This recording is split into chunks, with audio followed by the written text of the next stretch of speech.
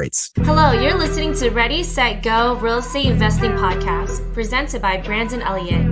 This show will be going over all aspects of real estate investing and is intended to educate, motivate, and prepare you to take action on your first or next real estate investment. For more information, please visit BrandonElliottInvestments.com. Thank you for listening and enjoy. Welcome back, everyone, to Ready, Set, Go Real Estate Investing Podcast. I am your host, Mr. Brandon Elliott. I'm excited today. We got a special guest in the house, I believe visiting us from Brazil right now, which is ironic. Actually, it's not ironic. It's been several months now. But for New Year's, me and Jennifer went down to this beautiful area in Rio de Janeiro for Brazil, got to watch the fireworks explode, and it was just an incredible experience. There's 3 million crazy people like me that was out there, and I just found out that this guy was one of them. So pretty exciting and just a small world that we live in. But Fernando, what is up, my friend? How we doing today?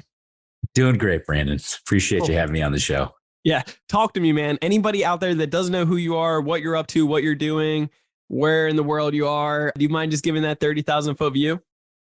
Yeah, we're self-storage developers, sponsors, wholesalers, anything having to do with self-storage, we do it. We just crossed over 220 million.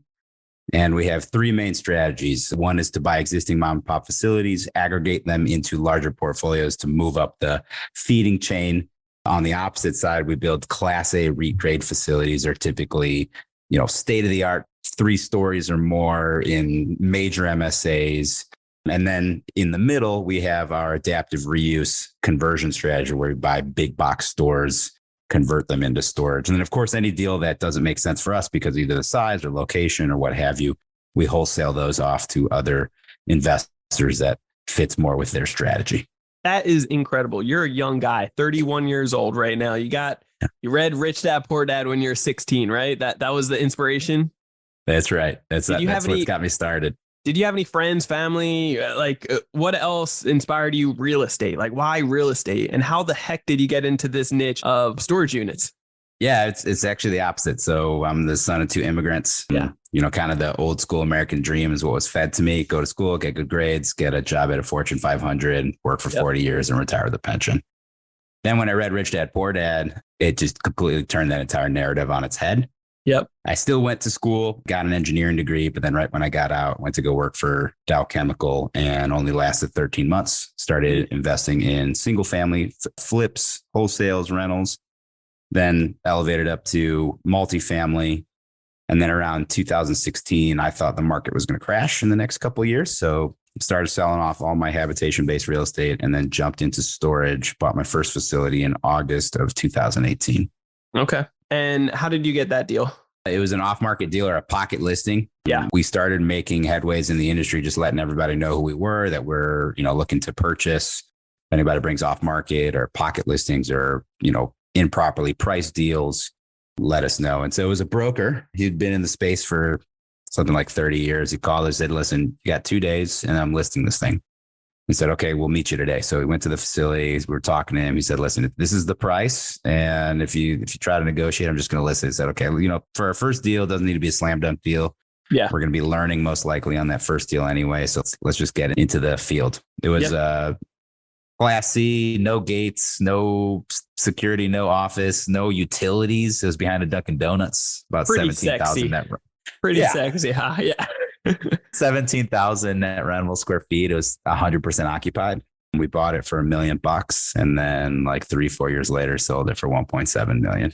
1.7. Let's go. So did you stabilize it a little bit more? I know it was 100% occupied, but did you increase rents obviously to drop that percentage and so forth? Yeah. Not only did we increase rent substantially, we also sold it as a part of a portfolio, which allows us to compress the cap rate even further. Because now instead of somebody that typically wouldn't be interested in a 17,000 square foot facility, if we go to market with a 200 or 300,000 square foot portfolio, then larger investors that have cheaper cost of capital become interested and are willing to get aggressive on the cap rates that they're willing to offer. That's impressive. I've never thought of it like that. Yeah, that's creative. That's creative financing for sure. I love that. So Tell me about stabilizing. Like, what did you guys do to stabilize that, to increase it, to make it so much more valuable? Yeah. And like I said, that was like a across the plate type of deal. Yeah. But I could just talk in generalities. So typically the very first thing we look to do with these mom and pop owned deals is to shore up the expenses. What we find is they're typically paying for things that are unneeded. They're typically overpaying managers for things that could be automated. They're usually not using very sophisticated software that help with efficiencies. So we just come in and we run it like a professional outfit. Yeah. The next thing we do is we get rid of all the people that the ones that are late all the time or are building up balances. So we immediately either get them on a payment plan, get them current, or we auction off their stuff and get good paying tenants in there. We also do competitor analysis on a frequent basis to see, okay, we may be charging $80 for this 10 by 10, but all of the competitors in the area are charging 120. So let's jack up our rates to 120. So we're with the middle of the pack there. That's another thing that a lot of these sellers on the mom and pop side don't really do on a frequent basis. They kind of have this policy of whatever your rate was when you came in, that's your rate for life. And then we're leaving a lot of money on the table. A lot. So that's the very first things that we look at. Then we start looking at things that are more CapEx heavy, like expanding facilities, changing out doors, changing out roofs, paving, adding keypad entry and exit, adding additional revenue streams such as 5G towers, billboards, Amazon boxes, U-Haul trucks, what have you. I have a list of, over 20 different type of ancillary profit centers that you can add on top of these types of facilities. Wow. And then, of course, after that, if we completely built out the site, there's no more room, then you can even potentially look at doing satellite sites where, you find some acreage down the road that maybe it's a 2 or 3 minute drive from your facility. You could buy the land cheap and you could put up additional storage if the demand in the area calls for it, right? So there's a lot of strategy you can do just on an existing facility on its own. What are the benefits to self-storage? I mean, there's so many, right? But especially in a recession right now, and I know them, but for anybody that's just getting started or might be considering that versus, single family homes or flipping or wholesaling, like why would somebody go that route? First, let's talk about the asymmetric risk return profile that comes along with self-storage. Okay. So there was a study done by the National Association of Real Estate Investment Trusts. The study period started in 1994 and they update it every 4 to 5 years roughly. So if you look at that period since 1994, the S&P 500 returned about 7 to 8%. So that's pretty average, what everybody says. Multifamily during that time, about 13%. Self-storage, average annual return, 17.4%. So, most people say, hey, I'm good with multifamily. Why do I need to add storage in my portfolio? Let's look at what that 4% compounding actually means. So in the beginning of the study period, let's say you have $100,000 to invest, 1994. That'd be about a little over $500,000 in the S&P, $1.7 to $1.8 million in apartments. And in self-storage, that would come out to $4 to $4.1 million. So doubling your return over apartments because of that 4% compounding rate over that study period. Now, people say, that's awesome, Fernando. Return super high. That must mean it's super risky as well. And actually the opposite is true. So let's look at the last two, major recessions that people still kind of feel some pain about. So let's look at the 07 to 09 recession or the global financial crisis. Sure. During that time, the S&P 500 dropped 22%. There's still some portfolios today that are recovering from the losses they experienced, depending on what sector you're in the S&P. Multifamily during that time dropped about 7%, so a little bit more resilient. Self-storage, 3.5%. And this is a study, again, done by the National Association of Real Estate Investment Trusts. REITs are very large. They're kind of like cruise ships. They're very hard to turn when things start going the wrong way. I actually know a lot of investors that during this time, they made some of the most money they've ever made in self-storage. So that's, a little bit farther away. Let's bring it more recent here to the pandemic. Okay. TREP, which is a commercial mortgage-backed securities research firm. They did a study that in the first 3 quarters of the pandemic, there were 1,700 CMBS loans made to self-storage investors. And during that time, only 3 were more than 30 days delinquent. That's a 0.17% delinquency rate. Wow. During that same time, multifamily on the CMBS level was defaulting at a rate of 1,800% higher, or 18 times the default rate of self-storage, just to kind of show you the recession resilience. So you say, Fernando, why is that? Well, let's think about it. Just, let's step back a second. You lose your job, or you have to move in with your parents, or you have to downsize, you have to move cities. What are you going to do? You're going to have to put your stuff somewhere. You're going to have to store it. Yeah. Most Americans are pretty materialistic. So once they buy something, they usually don't get rid of that stuff. They become hoarders. Yeah, exactly. And, not in the sense of like the stuff you see on TV shows, but I mean, literally, I know investors of mine that they're like, Fernando, I have 3 storage units that I haven't gone into for 10 years. Yeah. And they're not like a traditional hoarder that would go on a TLC type TV show, but they don't want to get rid of that stuff. Yeah. Once upon a time, they paid something for it. They feel emotionally attached to it. And they're like, yeah, but God, I don't want to sell it or get rid of it, even though I'll never, ever use it. Right. It's crazy. And so, let's look at the demographics that use that. So the 2 largest demographics, the baby boomers and the millennials. Yeah. The baby boomers are retiring and downsizing in mass, something to a clip of like 15 to 17,000 per day, right? The largest generational transfer of wealth is occurring right now. Oh, yeah. These people are, they learned that the American dream was to buy a huge ranch in the suburbs of 5 bedrooms, but now they're empty nesters. They have grandkids. Their kids move somewhere else, so they want to be closer to the grandkids. What are they doing? They're downsizing from these 5-bedroom, 3,000 square foot ranches, and they're moving into condos or active living communities or assisted living communities, but they're not getting rid of all their stuff, right? And then on the older edge of the generational divide on those baby boomers, you have, unfortunately, them passing away, and their children are emotionally tied to their parents' possessions. So they're storing basically the households of their parents in these storage units to be like, I'll deal with it once I get over the emotional trauma of what just occurred, right? So that's one side. On the other side, you have the millennials, who have the exact opposite tendencies. They do not want to go live in the middle of some suburb that's an hour and a half away from the major city with a bunch of yard and a bunch of bedrooms. They're opting to live by the action. They're living in the high rises above all the restaurants, all the nightlife, and they're using the self-storage facilities as an external closet. Because instead of having maybe a 3,000 square foot house, they have a 1,000 square foot apartment or 1,200 square foot apartment, which is pretty average for major metropolitan areas. So both of those are the 2 largest generations in the U.S.'s history, and they're both driving massive demand for self-storage. Yeah. I also like to think, those are incredible statistics, first off, which it's just like numbers don't lie, right? We could chat all day about a bunch of things that we believe to be true, but numbers won't lie. So that's, right. I think, go to the facts first. I also I love the idea that in a recession right now, just like you mentioned, it's like, what are people going to do? They typically downsize. This is the industry that's going to scale up. Like, this is going to grow.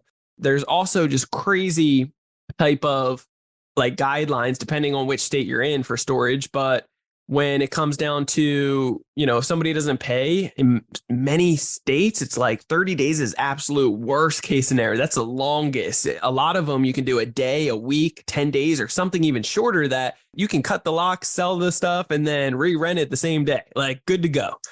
And you just touched on a major pain point that I had when I was a multifamily investor, right? I'm based in the Chicagoland area. Our tenant laws are very strong. It's like, it's basically right behind New York City and San Francisco, California. So you're moving. You're moving away from that landlord tenant law, and you're shifting over to lien or property law. So what does that mean? The second someone signs the contract to lease one of my storage units, they're de facto giving me a lien against their possessions. Yep.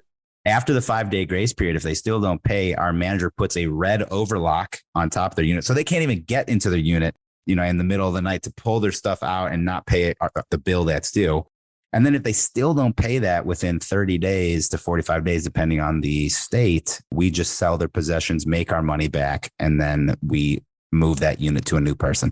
So in those situations, I'm not losing anything. Now let's look at, say, a rental property. They don't pay. I had situations, now this is extreme, but I had situations where it took me 8 months to evict somebody, going through all the legal channels, et cetera. Right? Let's just say California. Let's just say it's 2 months. Okay. Yeah.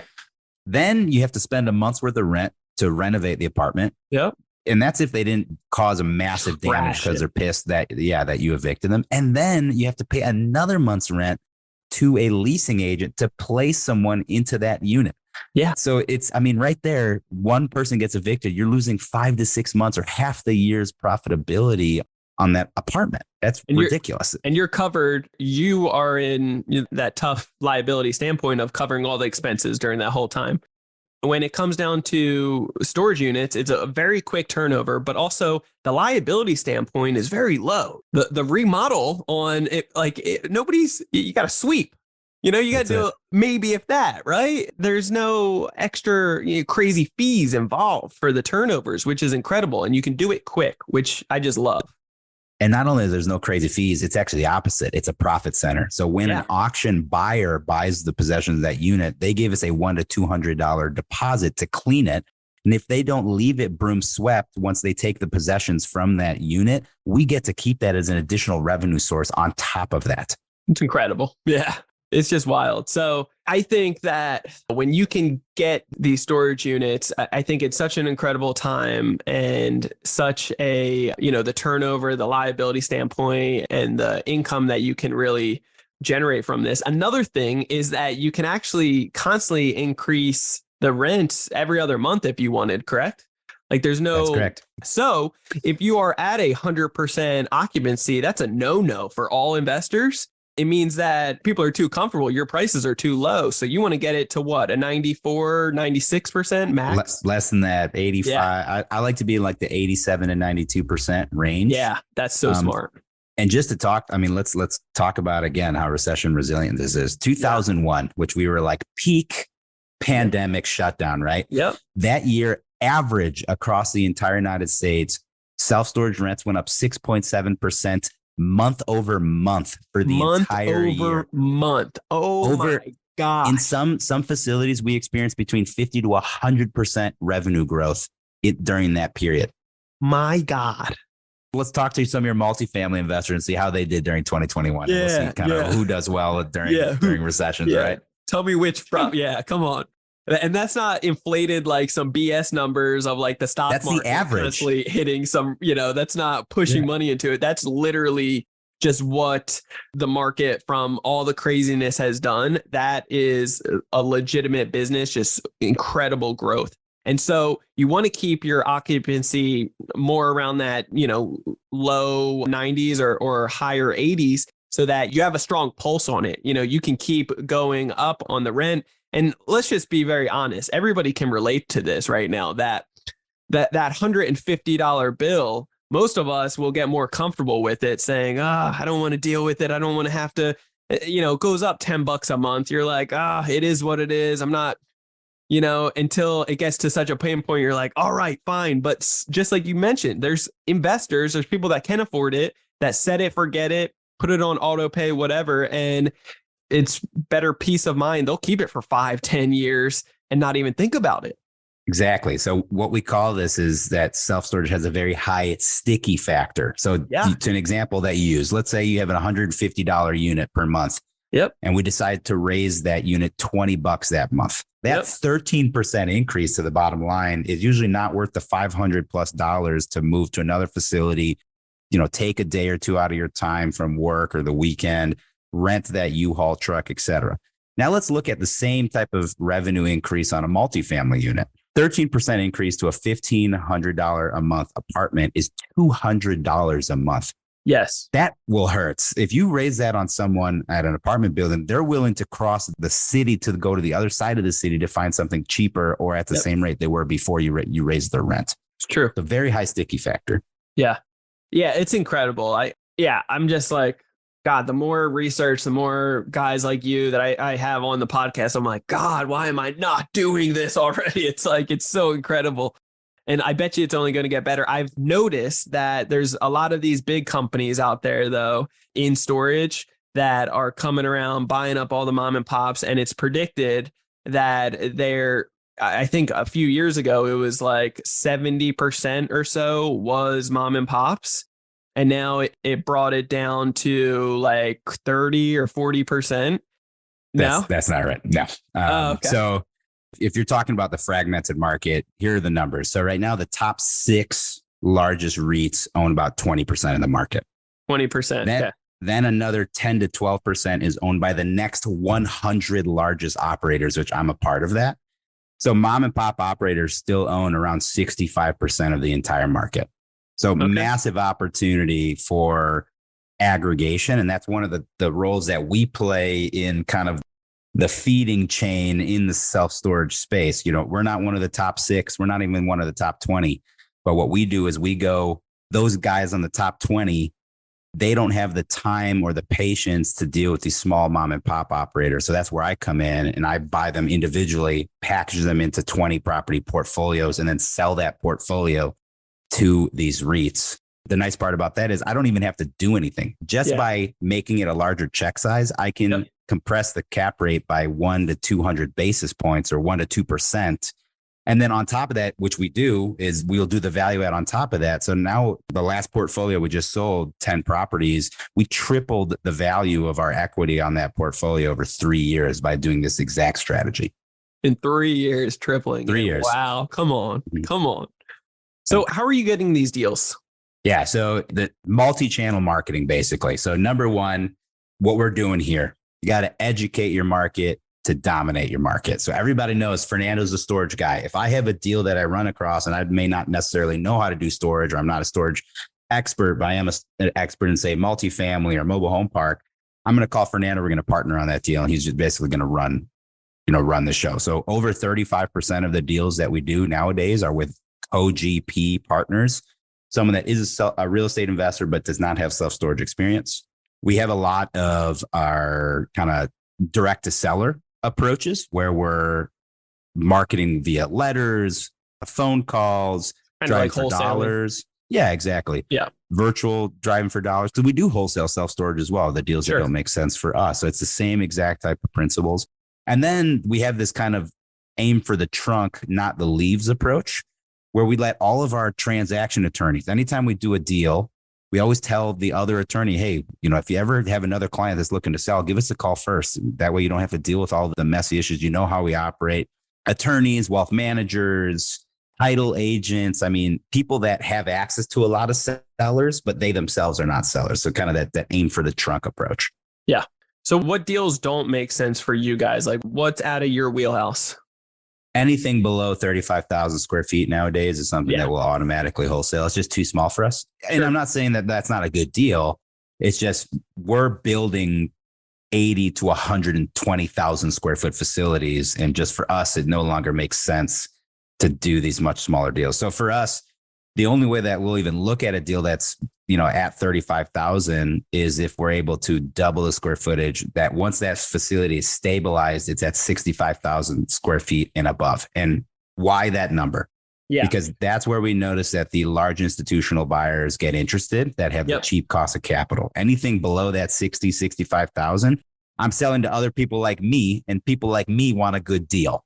Yeah. Right. They want to buy below market, but the institutional capital, they want to buy at market. Yep. And that's a good number to sell at. Yeah. Yeah.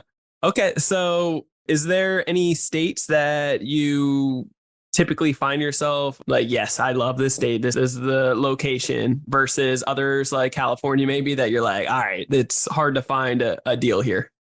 Yeah. So we actually take kind of an opposite approach. So there's only roughly 60 to 70,000 facilities in the entire United States. So I just market to all 50 states. Yeah. And then we just run it through return metrics and see which ones shake out, which ones don't. Unfortunately, we've never done a deal in California because the numbers never work, right? Never, ever work. Yeah. Where we are finding deals that the numbers work are the Midwest, the South, and the Southeast. Right now, just in our development pipeline alone, I have 11 ground up Class A builds in the Florida market between Tampa and Orlando, just to kind of show you where the growth is and where the numbers make sense. So you guys are doing ground up construction. We're doing a lot. Yeah, that's a lot right now. Is there, or you buy properties though that are already built out though as well, correct? Correct. But you got to realize kind of where we are with this whole interest rate doubling over the last 12 months, right? So sellers are always 12 months in the past on valuation, and buyers are always 12 months in the future on valuation. So there's a 2-year spread there to get to a number. When we've had this high of a velocity in change in interest rates, it's going to take sellers a while to realize, hey, I can't sell my property at a 5 cap anymore because interest rates are 8%. So that it will never debt service coverage. Yep. So they'll just sit on it until eventually they realize they're not getting any offers at that price that they're trying to get. And then they start realizing, okay, maybe I need to sell because I have a cash need, or I want to travel, or I have another investment that I want to make, and I've already produced as much equity as I can on this deal. Yeah. So, before we were about 30% developments and 70% existing deals. And then like June hit of 2022. And then today I have close to $150 million of development in the pipeline. And I have like 10 million in acquisitions of existing properties under contract. So just kind of completely flipped, because when interest rates skyrocket like this, the very first people to drop prices are land people, because land is a speculative asset, doesn't produce any cash flow. So they're just like, you know what, get out of my books. I'm done with it. Yeah. So we've been negotiating. So what we saw is, pre-interest rates skyrocketing, there was people trying to sell us deals in Florida at $1 million to $2 million an acre. Yeah. And now I'm buying entire 4 to 6 acre plots for $1 million. Right. Attaboy, I love it. Okay. So all of your ground up construction right now, they are in Florida. No, not necessarily. That's just where the majority of it's in. So just the Southeast in general. So North Carolina, South Carolina, we have one outside the Atlanta, Georgia market. We have one in Wilkes-Barre, Pennsylvania, another one in Texas, but the majority of them are in that Tampa, Orlando corridor, because we see some rapid growth and good job growth, income growth in that area. I think it'll weather better during the coming recession than, say, a Chicago or a LA or a New York. Now, when it comes down to the new builds, is there a certain number of square feet that you're looking to build there versus when you're just buying it straight out? Obviously, you want to try to get as much as possible, right? But what are you aiming for? And it really depends on the market, right? How much is there currently in the market? Maybe it doesn't make sense. So like I have one that I'm building in Charlotte, North Carolina. It's massive. It's 111,000 net rentable square feet. The building size itself is 150,000 gross square feet, right? In the Florida corridor, because it's growing so fast, we're going for areas that are kind of tried and true, usually parts of retail, kind of commercial planned unit developments where there may be a Publix and a Starbucks and they have another outlot. The problem is these outlots are usually in only 2.5 to call it 5 acres, where then I'm building something that the building is, call it 100,000 gross square feet, and my efficiency is anywhere between 73 to 78%.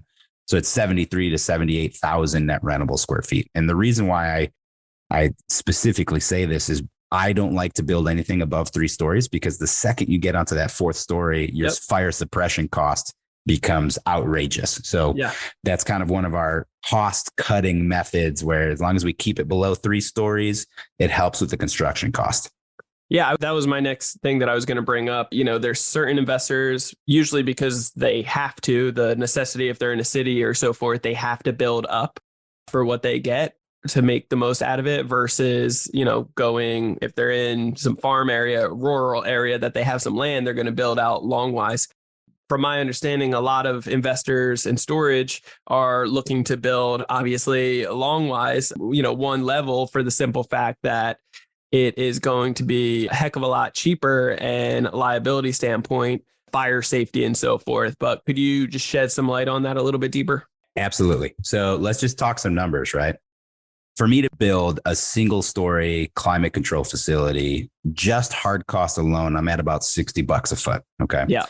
For me to build a 73 to 100,000 net rentable square foot facility at a single story size, I need 10 acres of land, right? For me to feel comfortable, 8 to 10 acres. That's really hard to get in areas that are blowing up, right? Yeah. Because now you're competing against, these larger home builders that like to build out these subdivisions, things like that. So your only other option is to go super rural. But when you go super rural, the rents aren't where you want them to be. It's going to take much longer for them to get filled up. The opposite is true when you go to build these like 8-story facilities like in downtown Chicago or downtown Orlando. Now your cost just on hard costs skyrockets to like $120 a foot just on hard cost alone, but you're getting the massive rents that you need because there's already demand. The other piece of that equation, though, is you're paying such a hefty penny for that land because there's much better uses for that land. Somebody can put up multifamily and is willing to pay way more than what you are as a self-storage developer. So for us, kind of the sweet spot is the kind of edge of the suburbs, not quite rural yet. I like to call these areas the exurbs, right? You look in one direction, you see a bunch of houses. You look in another direction, maybe like 5 miles down the road, you see some farms, that type of stuff, because I know once I'm done building and I'm done stabilizing that asset, I'm going to be completely landlocked by houses built by J.R. Horton or, one of these large home builders. So that's where we look to build. And I like to build 3-story facilities because then not only am I in an area that I can get much smaller square footage, 2.5 to 5 acres and still make it work. But my build cost on the hard cost side is like $84 to $87 a foot, which means I can still make a ton of profit. I can usually double my investors' money during that 5-year time building that type of product. Yes, that's another thing. So the build cost typically is right around that $84, $87 range per square foot, correct? Right now, yeah. It was a lot cheaper about 2 years ago, but things have changed. It was all good back in the day. Yeah. Also, when it comes down to, you have more experience in this, but from my understanding, when you have a 3-level or higher storage facility, say you just start beginning renting it out as a brand new construction, you actually want to rent out the top units first and start staggering it. That first level is more expensive and so forth. And, because the higher it is up in the corner where it's more difficult to get to, it just gives more and more incentives, more reasoning behind why they are not going to, pull it out the next month. It's more of a pain. Yeah. So we actually will let the customer choose, right? So, but you're totally right. The first floor is where you're going to get your max rent. And then the second you have to get into an elevator, now you're discounting those units because somebody wants to get access super fast. Yep. But one of the things that we do is when someone's coming to rent, they say, hey, I want a 10 by 10 unit. And we have 10 by 10s on all 3 floors. And you say, okay, what do you want? Do you want the good, the better, the best? The best is going to be your unit that's closest to the office right on the front door, but that's going to come with a premium on price. Yeah. And your good is going to be the 3rd floor, all the way in the back corner unit. And we let them decide. And what we found is when you offer a customer 3 options to choose from, instead of saying, here's the rate for a 10 by 10, 40% will choose either the better or the best rate as opposed to going with the cheapest route that they have. That's good. Yeah, that's good. I like that. Cool, man. What are we missing here on storage units? Like, why isn't everybody and their grandmother doing this? Yeah, I think it really comes down to it's the new sexy asset. 10 years ago, this is one of those things where nobody would get caught, telling their large investment managers or their family offices that they were going to invest in this. And that's just because everyone had the old school concept of what storage was, these gravel plots with long rows of metal buildings that are all banged up. But that's not what it's like anymore. These 3-story buildings we build, they look like Class A office buildings. They're beautiful. They look great. They're sexy, right? And then all of a sudden, you kind of had this converging of not only the multifamily realm being extremely aggregated, where like now the top couple investing arms own like the majority of multifamily that's worth investing in the United States. But at the same time, the layperson started finding out how good the returns from storage were because Money Magazine wrote an article on it. Fortune wrote an article on it. So now all of a sudden, that's not this ugly stepchild that used to trade at 15% cap rates. Now it's this Class A asset alternative that everyone wants to get involved in. And REITs are trading at 4 to 5% cap rates. Yep. Yeah, that's crazy. I love it, man. Yeah, I need to get into it myself. What is the first thing that you would recommend for somebody like myself to get into? So this is what I usually tell people. If you already have a really good real estate background and you understand just commercial real estate in general, I think you can go at it on your own or, partner up with somebody in a co-GP type of role where you can offer, say, things that they may need, but that aren't necessarily self-storage specific. Like maybe you have great debt relationships or equity investors that have interests that you can bring to the table. They'll invest in this type of stuff. Maybe you have a big purse that you can front the risk capital. Because usually on these development deals, we're fronting anywhere between 350 to 400K before we even close on the construction loan, just doing all the due diligence, architecture plan, stuff like that. If you're someone that has no experience in real estate, the very first thing I would recommend is get educated extremely. It's going to be a longer process to get to your first facility, but at least you'll know what you're doing. So I always recommend, listen to a bunch of podcasts, buy books on self-storage, go take the classes. There's a bunch of people that offer self-storage education. Join a mastermind if you can find one that's near you. These are the things that I did when I went down the path. I got educated first. I partnered up with an investor on my first deal. Yeah. I joined masterminds. I went to the industry trade shows. I'm flying back to the United States next week just to go to speak at Inside Self Storage World Expo, which is the largest self-storage conference in the world. And I remember the first year that I went there, I was like so overwhelmed, but I learned so much because they have all these education tracks that you can get up to speed really fast. Wow. That's incredible, brother. I love that. Where are you going in the future with this stuff? Like, what's the goals and plans for you guys? Yep. In the next 10 to 15 years, we will have a Class A portfolio of 80 to 90 facilities in the Southeast, and we will exit to a large REIT or equity fund for around $1.3 to $1.5 billion. Let's go, buddy. Let's go. I like those goals. That's good. Not a goal. It's what's going to happen. Yeah, that's what's happening. That's not even a goal. That's part of the plan. Right. Cool, man. Well, anything that myself or the listeners could do to give back to you? Just reach out, connect. If you're more of a passive type of person, you can go to our website, ssse.com. You can get in touch with us there. If you're more of a kind of aggressive, more active type of person that likes to reach out, I'll give out my cell phone number.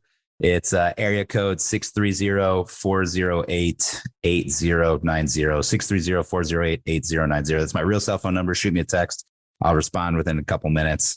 I find that the more barriers you put in front of people to execute, it usually makes it harder for them. So feel free to reach out. I'm more than happy to chat with you. If you got any ideas, you've got deals you're looking for, trying to get funding or relationships, or just want some more resources to learn how to do this, I'm all ears.